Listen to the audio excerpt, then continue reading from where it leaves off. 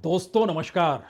भारत के लोकतंत्र की धड़कनों को अगर सुनना है तो आपको लोकतंत्र के मंदिर यानी संसद में होने वाली बहस नहीं, बल्कि सवाल जवाब के भीतर जो सवाल होते हैं और सरकार उसका जो जवाब देती है वो पहली धड़कन होती है। दूसरी धड़कन प्रधानमंत्री मोदी का भाषण होता है, क्योंकि उन भाषणों में अक्सर सरकार की उपलब्धियों का जिक्र होता है और उसमें जिन बातों का जिक्र सरकार की तरफ से प्रधानमंत्री मोदी खुलकर करते हैं वो इस एहसास को जगा ही देता है कि दरअसल इस देश के भीतर सारे दुख दर्द खत्म हो गए। सरकार ने इतनी योजनाओं का ऐलान कर दिया कि उसके बाद सिर्फ और सिर्फ सेवा भाव से यह सरकार काम करती चली आ रही है। और तीसरी धड़कन इस देश के उस आम जनता के बीच दर्द से करहाती हुई परिस्थितियां और त्रासदियों के बोझ तले दबे हुए कंधे, उससे निकलती हुई कोई भी आवाज, वह भी इस लोकतंत्र की धड़कन ही होती है। तो क्यों नहीं आज इन धड़कनों को सुन लिया जाए। यह इसलिए भी महत्वपूर्ण है क्योंकि जो लोकतंत्र का मंदिर संसद है उसकी लाइब्रेरी में और वहां पर जमा दस्तावेजों में किसी भी प्रधानमंत्री के कालखंड में अगर आप नेहरू से लेकर मनमोहन सिंह तक टटोलना शुरू करेंगे तो इतनी कल्याणकारी योजनाएं इससे पहले इस देश में कभी लागू हुई ही नहीं जो प्रधानमंत्री मोदी के कालखंड में योजनाओं का ऐलान हुआ। कल्याणकारी योजनाओं को लेकर वो लाल किले का प्राचीर हो, पार्लियामेंट के बाहर की स्थिति हो, किसी चुनावी रैली का जिक्र हो, कहीं भी हो, 227 योजनाओं से ज्यादा कल्याणकारी योजनाएं और इस देश को दिए गए नारे जो अलग अलग योजनाओं से जुड़ते हैं उनकी संख्या 135 से ज्यादा। इतनी बड़ी तादाद में तो जब देश को आजादी मिली तब नेहरू भी इतनी योजनाओं का ऐलान कर नहीं पाए। लेकिन आज जिक्र तो प्रधानमंत्री मोदी का है क्योंकि हर योजना पर एक ठप्पा लगता है भारत सरकार का। उस ठप्पे के नीचे लिखा होता है सत्यमेव जयते। और जब सत्य की जीत होती है तो ऐसे में सत्य को आज परख लिया जाए, क्योंकि बीते 11 वर्षों में जितनी भी योजनाओं का ऐलान सत्यमेव जयते के ठप्पे के साथ भारत सरकार ने जारी किया, कमोवेश वह इस देश के हर मंत्रालय से जुड़ा। यानी कोई ऐसा मंत्री नहीं जो सरकारी योजनाओं को लागू कराने में लगा नहीं, और शायद कोई नौकरशाह भी नहीं, उसके जिम्मे तो यही सब कुछ आता चला गया। जानकर हैरत मत कीजिएगा क्योंकि इस 11 वर्षों में क्या कुछ किन किन योजनाओं के साथ कैसी कैसी स्थिति आती चली गई और जो पैसा दिया जा रहा है वो कहां जा रहा है, उस पैसे की पहुंच वाकई उन लोगों तक है या नहीं है, यहां तक कि बैंकों में पैसा देने का जो दावा किया जाता है क्या वाकई उतने अकाउंट भी काम कर रहे हैं। और तो और जो घरों को देने का वादा है कि प्रधानमंत्री आवास योजना चलती है शहर और गांव के नाम पर, वह भी लोगों को मिलते हैं या नहीं मिलते हैं, या सिर्फ एक आंकड़ा हमारी आंखों के सामने रेंगने लगता है। बरस दर बरस कमोवेश हर बजट में लाखों करोड़ ऐलान होते हैं कि सेंटर द्वारा जो स्कीम्स लाई जाएगी उस पे इतना बजट दिया जाएगा और वह कमोवेश औसतन 5 लाख करोड़ के लगभग होता ही है। आप सोच रहे होंगे इतनी रकम में क्यों उलझा जाए, सीधे पटरी पर क्यों ना आ जाया जाए। तो चलिए, पहली योजना इस देश के भीतर ने जो समूची दुनिया का ध्यान खींचा और जिसका जिक्र प्रधानमंत्री ने यूनाइटेड नेशन से लेकर अमेरिकी पार्लियामेंट तक के बीच में किया, वह थी भारत की जनधन योजना। हर किसी का अकाउंट बैंक में खुलता चला गया क्योंकि वही माध्यम सरकार ने चुना, सीधे बैंक ट्रांसफर करेंगे यानी बैंक में सीधे पैसा जाएगा। तो राजीव गांधी जो कहते थे कि 1 रुपया चला और 15 पैसा पहुंचा, 85 पैसा बीच में गायब, तो बीच के जमाम थे छेद जो थे उसको प्रधानमंत्री मोदी ने अपने सिस्टम से बंद कर दिया। अच्छी बात है, लेकिन क्या वाकई उतने अकाउंट चल रहे हैं, उन अकाउंट में पैसा भी जाता है या नहीं जाता है। तो बात आज इसी से शुरू की जाए क्योंकि आज प्रधानमंत्री बिहार में भी थे और बिहार में जनता के बीच हो सकता है जिनके अकाउंट जनधन योजना में खुले हुए हों या कभी खुले थे, कभी पैसा आया नहीं, हो सकता है वैसे लोगों की कतार भी वहां पर जमा हो। लेकिन इन सब के बीच एक ग्लोबल फिंडेक्स 225 यानी 2025 जो वर्ल्ड बैंक की रिपोर्ट है, सबसे पहले आज उसी का जिक्र करते हैं, क्योंकि वह सामने आती और बताती है कि भारत एक डेवलपिंग स्टेट है, विकासशील भारत है। और दुनिया के कई देश हैं जो विकासशील भारत की तर्ज पर अपने आप को डेवलपिंग स्टेट कहते हैं। बैंकों में जितनी बड़ी तादाद में भारत में खाते खुले, उतने खाते दुनिया के किसी भी विकासशील देशों में नहीं खुले। 45 करोड़ खाते एक झटके में खुल गए। अच्छा लगता है, गर्व से सीना चौड़ा हो जाता है। लेकिन अगले झटके में इस रिपोर्ट ने बतलाया कि दरअसल दुनिया के तमाम डेवलपिंग स्टेट्स में 5% खाते जो थे वह बंद हो गए, क्योंकि उसमें पैसा आ नहीं रहा था, उससे पैसा निकल नहीं रहा था। इसको कहते हैं इनएक्टिव होना। और उसमें भारत ने कमाल कर दिया, रिकॉर्ड कर दिया, क्योंकि 5% दुनिया के दूसरे देशों में और भारत में 7 गुना ज्यादा, यानी 35%। आप कहेंगे अच्छा 35%? जी, तो इसको जो हिसाब से निकाला गया, इसमें तकरीबन 17 करोड़ बैंक खाते में एक भी पैसा नहीं गया। अगर आप इस दायरे के भीतर सिर्फ और सिर्फ जनधन योजना से जुड़ी हुई जो खाते खुले थे उसको लेकर आते हैं और 45 करोड़ का जिक्र करते हैं, तो 15 करोड़ 75 लाख खातों में 2021 के बाद एक भी पैसा नहीं गया।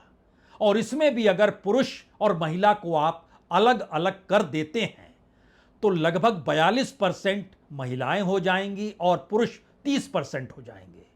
ये खाते इस देश के भीतर नहीं चलते हैं क्योंकि एक भी पैसा नहीं गया। और हमने खास तौर से यहां पर जनधन योजना का जिक्र कर दिया है। तो सरकार जो बैंक में ट्रांसफर करती है, तो सरकार को 15 करोड़ 75 लाख खातों में एक भी पैसा भेजने की जरूरत 2021 के बाद से नहीं पड़ी। और अब वर्ल्ड बैंक कह रहा है इन खातों को इनएक्टिव कर दीजिए। यहां भी कर दिया जाएगा, कोई दिक्कत नहीं है। दिक्कत यह है कि दरअसल जनधन योजना की ताल आज भी बिहार में ठोकी गई, कुछ इस अंदाज में।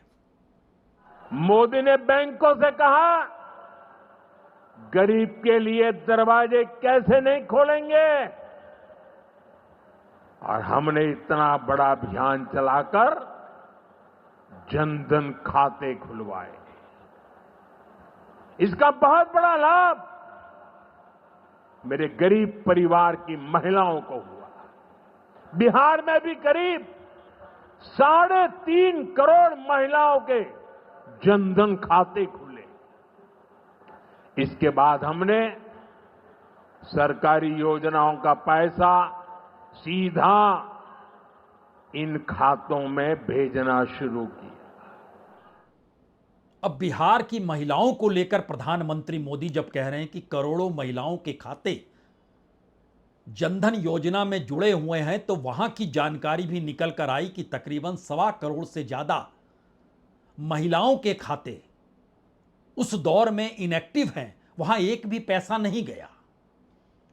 तो सत्यमेव जयते के मोहर को याद कीजिए और अगले रास्ते निकल पड़िए। जब इस देश के भीतर प्रधानमंत्री आवास योजना चलती है, प्रधानमंत्री आवास योजना में 4 करोड़ घर बन चुके हैं, या कहें 4 करोड़ से कुछ ज्यादा घर बन चुके हैं, क्योंकि आज भी बिहार में प्रधानमंत्री ने इसी का जिक्र किया। उन्होंने देश भर का एक आंकड़ा रखा, उसमें देश का बताया 4 करोड़ से ज्यादा है। उसके बाद उन्होंने बताया बिहार में यह लगभग 60 लाख से ज्यादा है। उसके बाद उन्होंने बताया कि मोतिहारी में अगर आप यहां आएंगे तो यहां 3 लाख से ज्यादा है। कह तो दिया, लेकिन खुद अगर सरकार की आप प्रधानमंत्री ग्रामीण आवास योजना और अर्बन यानी शहरी आवास योजना में सरकार की ही उस डाटा बैंक में चले जाएंगे जहां पर सरकार और नौकरशाह हर दिन उस खांचे को ठीक करते चले जाते हैं कि क्या हुआ क्या नहीं हुआ, उसमें जानकारी आई कि शहरों में रफ्तार घर बनाने की तेज है बनिस्बत गांव के। जो शहरों में आवास बनने जो सैंक्शन कर दिए घर हैं, बनने तो ज्यादा थे, वो 2 करोड़ से ज्यादा बनने थे, लेकिन सैंक्शन किए गए हैं अभी 1 करोड़ 19 लाख, और उसमें से घर कंप्लीट हुए हैं 93 लाख, यानी लगभग 26 लाख घर अभी जो सैंक्शन किए गए हैं नहीं बने हैं। अगला रास्ता है कि उस घर में कितने लोग जा चुके हैं। वो जानकारी आती है कि 52 लाख लोग घर जा चुके हैं, 52 लाख घर चले गए, 93 पूरे हुए हैं, सैंक्शन किए गए हैं 1 करोड़ 19 लाख, घर बनने थे 2 करोड़। यह एक पहला डिजाइन है। लेकिन शहर में बहुत ज्यादा घरों को लेकर इस तरीके से मारामारी नहीं होगी जो गांव में होगी। तो गांव का डाटा बतलाता है, जो और ज्यादा, जहां 4 करोड़ घर का जिक्र है कि यहां पर 4 करोड़ से ज्यादा घर बन जाने चाहिए थे, वहां पर सैंक्शन कर दिए घर 3 करोड़ 84 लाख घर। जो कंप्लीट हो गए हैं घर, उसकी संख्या है 2 करोड़ 80 लाख। जो घर जिन्हें मिल चुके हैं वो घर है 1 करोड़ 90 लाख। स्टेज समझ गए आप? यानी जिनको सैंक्शन किया गया है और जो कंप्लीट हो गए, इन दोनों के बीच गैप तकरीबन 1 करोड़ 3 लाख का है। और जिनको घर दिया जा चुका है और जो कंप्लीट हो गए वह भी अभी पूरे तरीके से नहीं दिया गया है, और उसमें भी तकरीबन 85 लाख का अंतर है। यानी कुल मिला के शहरों की स्थिति 20-21% के इर्द गिर्द रेंग रही है, और गांवों की स्थिति इस वक्त 40% के लगभग चल रही है। लेकिन प्रधानमंत्री हैं, योजना का ऐलान हुआ, और आज भी चूंकि वो कर रहे थे और जिस तर्ज पे कह रहे थे, सुन लीजिए खुद उनकी बात। पिछले 11 वर्षों में पीएम आवास योजना के तहत देश में गरीबों के लिए 4 करोड़ से ज्यादा घर बनाए गए हैं। इनमें से करीब 60 लाख घर अकेले बिहार में गरीबों के लिए बनाए गए हैं।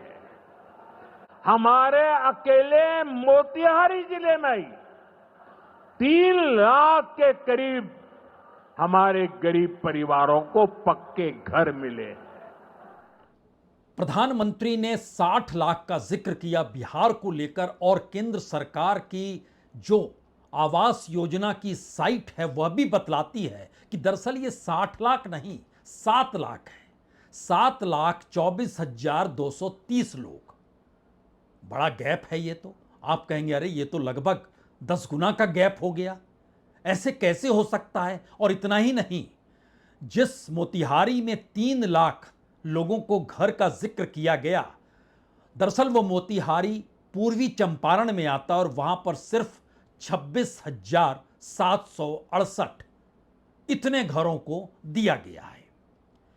लेकिन चूंकि मोहर भारत सरकार की और सत्यमेव जयते का जिक्र है, तो यह नारा बुलंद होना चाहिए, रहना चाहिए।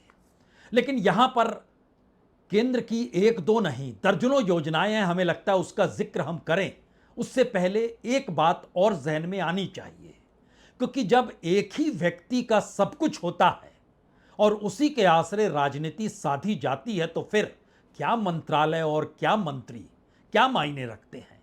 आप कहेंगे नहीं नहीं, मायने रखते हैं। तो वो डिफेंस का क्षेत्र हो, पेंशन योजना का जिक्र हो, डिजिटल इंडिया का जिक्र हो, स्वच्छ भारत का जिक्र हो, बेटी बचाओ का जिक्र हो, आप किसी भी रास्ते निकल पड़ेंगे, हो सकता है आपकी हथेली खाली रह जाए। लेकिन चूंकि हम जिक्र इसलिए कर रहे हैं कि जब उसी व्यक्ति या हर व्यक्ति उस रास्ते पर निकल पड़ता है, तो जो प्रधानमंत्री के बोल होंगे वही मंत्री के बोल होंगे, वही बोल राज्यों में होंगे, मुख्यमंत्री के बोल वही होंगे, डिप्टी सीएम के बोल भी यही होंगे। तो आज बिहार में पहली बार राज्य के डिप्टी सीएम, चूंकि बीजेपी की ही तो सत्ता बिहार में चल रही है, हालांकि नीतीश कुमार मौजूद थे, लेकिन सम्राट चौधरी उन्होंने एक आंकड़ा बतलाया। बड़ा जबरदस्त आंकड़ा है कि दरअसल 2004 से 2014 के बीच में जब यूपीए यानी मनमोहन सिंह की सरकार दिल्ली में थी, तो उन्होंने बिहार को इन 10 बरस में 1.93 लाख करोड़ 1,93,000 करोड़ ही बिहार को दिए। लेकिन 2014 में जब प्रधानमंत्री मोदी आए तो 1,27,000 करोड़ एवरेज हर बरस दिए गए, यानी 11 बरस में 14 लाख करोड़ से ज्यादा की रकम केंद्र ने बिहार को दी। हमारी टीम ने जोड़ना शुरू किया, क्या वाकई अगर इतना पैसा दिया गया है तो इस पैसे का मतलब है कि बिहार में तो इस दौर में जबरदस्त तरीके से विकास हो जाना चाहिए था और डेवलपमेंट रुकना नहीं चाहिए था। और यह परिस्थिति अगर ऐसी है तो बिहार के भीतर का बजट 2004-05 में कितना था, 2014-15 में कितना था, 2025 में कितना है, इसी आश्रय चीजों को टटोल लिया जाए। हमें लगता है कि प्रधानमंत्री मोदी ने आज अपने भाषण में कहा, देखिए जो यूपीए सरकार ने दिया था मैंने उससे कितने गुना ज्यादा किया, यह बात सम्राट चौधरी कह गए।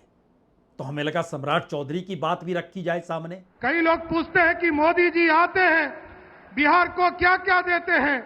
मैं उनको सिर्फ बताना चाहता हूं कि नरेंद्र मोदी जी 2014 में आए और 2025 तक आप इस बिहार को, आपको जानकर आश्चर्य होगा, जहां यूपीए की सरकार में मात्र 1,92,000 करोड़ रुपया बिहार को प्राप्त हुआ था, नरेंद्र मोदी जी के नेतृत्व में आज 11 साल में लगभग 14 लाख करोड़ रुपया बिहार के विकास के लिए देने का काम किया साथियों। तो क्या प्रधानमंत्री से लेकर मंत्री तक और मुख्यमंत्री से लेकर डिप्टी सीएम तक जिसे मन चाहे कुछ भी बोल सकता है इस देश के भीतर में? क्योंकि सम्राट चौधरी जिस बात का जिक्र कर रहे हैं उसमें बिहार की स्थितियों को जरा समझ लीजिए। 2004-05 में जो कुल बजट बिहार का था वो 21,588 करोड़ का था। 2014-15 में जब दिल्ली में सत्ता परिवर्तन हो रहा था उस समय बिहार का कुल बजट 99,000 करोड़ का था और पिछले बरस का बजट जो था वह 2,78,725 करोड़ का था।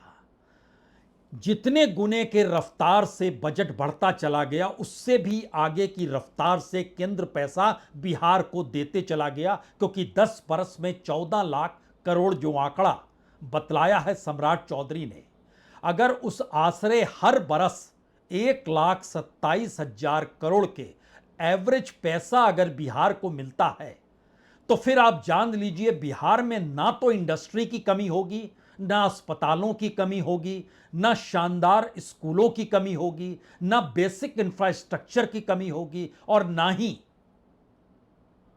सिंचाई की कमी होगी। बिहार में सिंचाई की स्थिति लगभग 11% है। अस्पतालों की स्थिति देश के भीतर एवरेज से बिहार तकरीबन 56% नीचे है। स्कूलों की स्थिति लगभग 72% नीचे है। यूनिवर्सिटीज के भीतर का बजट एवरेज भारत सरकार की तुलना में 50% नीचे है। जो बेसिक इंफ्रास्ट्रक्चर और इंडस्ट्री है वो तो है ही नहीं। और इन सब के बीच 1,27,000 करोड़ रुपए नीतीश कुमार को मिल रहे थे और वो पैसा कहां जा रहा था? गजब की स्थिति है ये। यानी जो मन चाहे सो बोलते चले जाइए। तो ऐसे में एक बार फिर लौटिए केंद्र की पटरी पर। इसलिए लौटिए क्योंकि बिहार में ज्यादा मत खो जाइए, वहां तो चुनाव होने हैं। लेकिन इन सब के बीच एक फसल बीमा भी लागू किया गया इस देश के भीतर में। लेकिन आपको यहां भी जानकर हैरत हो जाएगी कि जितना पैसा किसानों को मिलता है उनकी फसल बर्बाद होने की एवज में, उससे ज्यादा पैसा जो बीमा कंपनियां हैं उनको मिल जाता है। और चूंकि बार बार इस देश के भीतर जिक्र होता है कि एक सीएजी नाम की संस्था है जिसका काम है हर मंत्रालय के बजट पर निगरानी रखना, लेकिन उसकी रिपोर्ट तो आती ही नहीं है। अब वो रिपोर्ट दे या न दे, हमारी टीम ने बतलाया कि दरअसल फसल बीमा अगर आप इसका अध्ययन करना शुरू करेंगे शुरू से लेकर अभी तक, तो आपको जानकर हैरत होगी कि इस देश के भीतर में फसल बीमा योजना के तहत किसान एक प्रीमियम देते हैं सरकार को और सरकार अपने तौर पर प्रीमियम देती है कंपनी को, और दोनों पैसा जब मिल जाता है तो उसके बाद जो फसल बीमा दी जाती है, उसी लिहाज से ये होता है पूरा काम। सरकार ने अपना आंकड़ा सिर्फ 2016-18 के बीच का रखा है, उसके बाद नहीं रखा है। आप कहेंगे अच्छा उतना तो बतला दीजिए पहले। तो पहले सुन लीजिए, जो सरकार ने 2016 से 18 के बीच में कहा था कि किसानों का प्रीमियम आया था 7,255 करोड़ रुपए। गवर्नमेंट ने सब्सिडी दी थी 34,860 करोड़ की। दोनों मिला दीजिएगा तो यह लगभग 42,000 करोड़ पार कर जाएगा। किसानों को क्लेम मिला 32,000 करोड़ रुपए और लगभग 8,000 करोड़ से ज्यादा कंपनियों के पास चला गया। लेकिन यह एक ऐसी परिस्थिति है जिसमें बात सामने अभी तक की नहीं आएगी। अभी तक को लेकर यह बड़ा महत्वपूर्ण है कि 2016 से 2023 तक इसका डाटा निकाला गया अंतर्राष्ट्रीय तौर पर, यानी दुनिया की संस्थानों ने निकाला और बताया कि किसानों ने 28,692 करोड़ 28,692 करोड़ किसानों ने पैसा दिया फसल बीमा के तहत। गवर्नमेंट का प्रीमियम आया 1,82,157 करोड़ 1,82,157 करोड़। दोनों मिला दीजिएगा तो यह हो गया 2,10,849 करोड़। अब इसमें जो किसानों को मिला वो सिर्फ 1,21,407 करोड़ है। बाकी का लगभग 1,90,000 करोड़ एक्यूरेट है 1,89,442 करोड़ ये कंपनियों के पास चला गया। यानी किसानों की तादाद और इस देश में किसानी पर निर्भर मजदूर किसान इस देश की आबादी के लगभग 55% हैं और जो बीमा कंपनियां हैं उनकी कुल संख्या है 17 कंपनियों को जो लाभ होता है इस फसल बीमा से जुड़ने का वह लगभग 1,90,000 करोड़ का है और किसानों को जो लाभ होता है 28,000 देने के बाद 1,00,000 करोड़ का या उससे कुछ कम ही लाभ होता है और कंपनियां कुछ पैसा देती नहीं है, गवर्नमेंट देती है। यह स्थिति कमोवेश हर उस योजना के साथ जुड़ती चली गई कैसे कंपनियों को चाहिए और यह स्थिति धीरे धीरे आयुष्मान भारत से भी जुड़ गई। यानी स्वास्थ्य सेवा को लेकर भी अस्पतालों के पास अस्पतालों के रिकॉर्ड के जरिए जो पैसा उनको दिया गया, सरकार अपना काम ठीक कर रही है, बजट देती है, पैसा निकालती है, दे देती है। अस्पताल अपना काम ठीक कर रहे हैं, एक डाटा देते हैं इतने मरीजों ने हमारे यहां जांच की और उसके बाद उनको पैसा पेमेंट हो जाता है, लेकिन वो मरीज है या नहीं है। यहां पर आधार कार्ड और टेलीफोन नंबर से काम चलता है। यहां पे सीएजी ने काम किया और बताया कि देखिए ऐसा है। बहुत ज्यादा डेप्थ में तो नहीं गए, लेकिन यह बात कह सकते हैं कि एक टेलीफोन नंबर पर एवरेज 1,00,000 लोगों के नाम जुड़ जाते हैं। एक आधार नंबर पर तकरीबन 1,30,000 लोगों के नाम जुड़ जाते हैं। तो क्या किया जाए? और यह वाकई बड़ी जटिल प्रक्रिया है कि इसके भीतर आप कैसे पैसा बचाएंगे, लेकिन सत्यमेव जयते और भारत सरकार की मोहर लगी हुई है।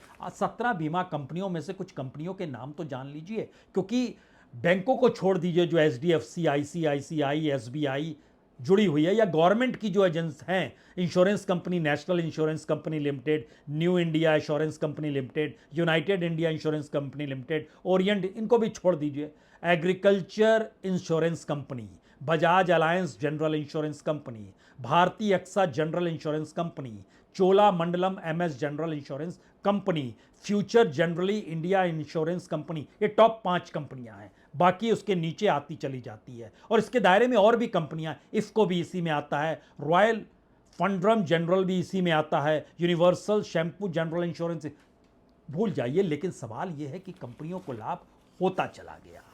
योजनाओं की इस फहरिस्त में पेंशन योजना को सोचिए।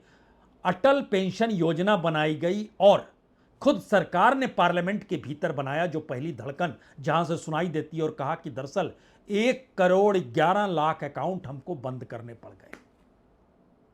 जो इंटर्नशिप प्रोग्राम शुरू की गई उसमें सिर्फ और सिर्फ 22% बच्चे ही आ पाए, बाकी नहीं आए। जो 22% आए उन्हें भी कितना कुछ मिला नहीं मिला, यह सब कुछ दूर की बात है।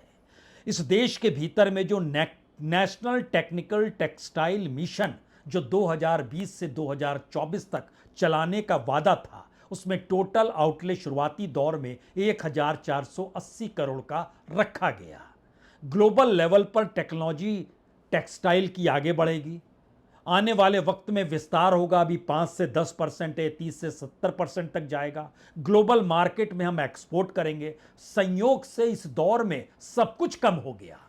टेक्सटाइल का एक्सपोर्ट हो, टेक्नोलॉजी टेक्सटाइल का आगे बढ़ना हो, और विस्तार जो इसको 5-10% से 30 से 70% तक पहुंचनी थी, वो 7% के एवरेज पर आकर खड़ा हो गया। अब आप क्या करेंगे? आप कुछ नहीं करेंगे, क्योंकि इन सब के बीच एक आत्मनिर्भर भारत अभियान भी तो शुरू हुआ।